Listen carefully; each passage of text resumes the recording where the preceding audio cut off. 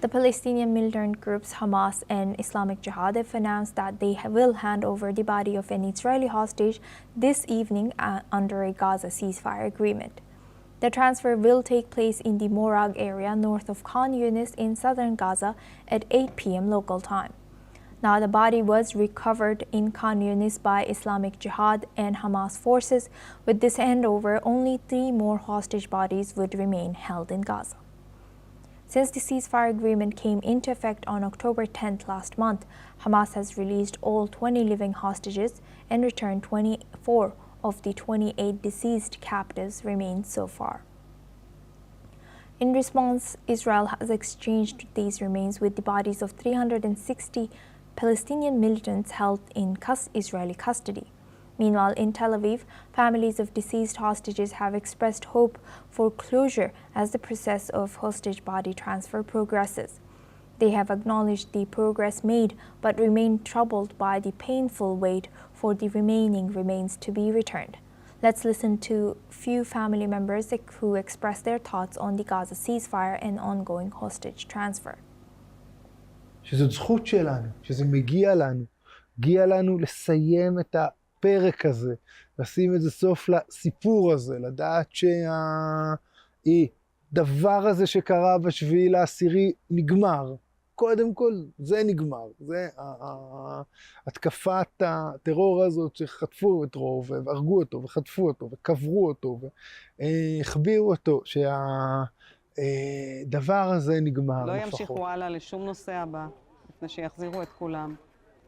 זה הדבר הכי יהודי, ציוני, ערבות הדדית, שכל חייל וכל אדם במדינה הזו ידע שאם קורה לו משהו, המדינה תהיה שם בשבילו ובשביל המשפחה שלו. רציתי כל כך סוף אחר, סוף טוב באמת, אבל החיים יש תוכניות משל עצמם, וזה כנראה הסוף הכי טוב שיכולתי לחלום עליו מאז 7 באוקטובר.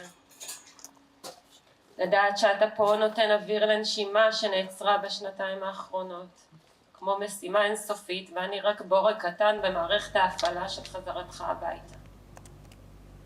We have also managed to gather insights into the challenges that the Israeli forensic doctors have faced while examining the remains of deceased hostages in Gaza. Let's listen in. יש כאלה שהיו כבר קבורים שם בתוך שק קבורה. במקרה כזה, אז זה לא שלד. כי אין לנו, הגוף הרי אחרי המוות יש תהליך של התמוססות, הריקבון, הרקמות נמסות בין היתר, ואז כל השאריות האלה נשארות בתוך השקית. אז זה בעצם עיסה שבתוכה יש רקמות, יש עצמות. במקרים שקוברים בתוך האדמה, אז יש לנו נוזלים לאן ללכת, ואז מה שנותר אחרי שנתיים זה בדרך כלל שלד. Now for this discussion, we welcome Matti Zweig. He's a geopolitical expert, joins us live from Tel Aviv. Thank you very much, Matti, for joining us again. Good to see you. Matti, now looking at this, what is the status of ongoing transfer, and how does this ongoing transfer or slow ongoing transfer of hostage bodies affecting the Israeli-Palestinian diplomatic landscape? Well, as we said in the past interviews, I mean, there were a lot of delays. And these delays, every time there were with different excuses from the Hamas side, because Israel gave all the prisoners and everybody alive, not dead. That they say they are going to give to Hamas. And since the last month, there are all the time these delays. Today, finally, they are going to give the rest of the deceased soldier that was in the hands of the Islamic Jihad, that is apparently another group, and they say that they didn't know where he is, and now they know where he is, and Israel thinks that they know also at least 2 of the last 3 that they are going to stay in their hands to really close this sad chapter of the history of Israel and the history and the conflict with Gaza. I mean, you have to understand, this is, for the families, a terrible waiting game.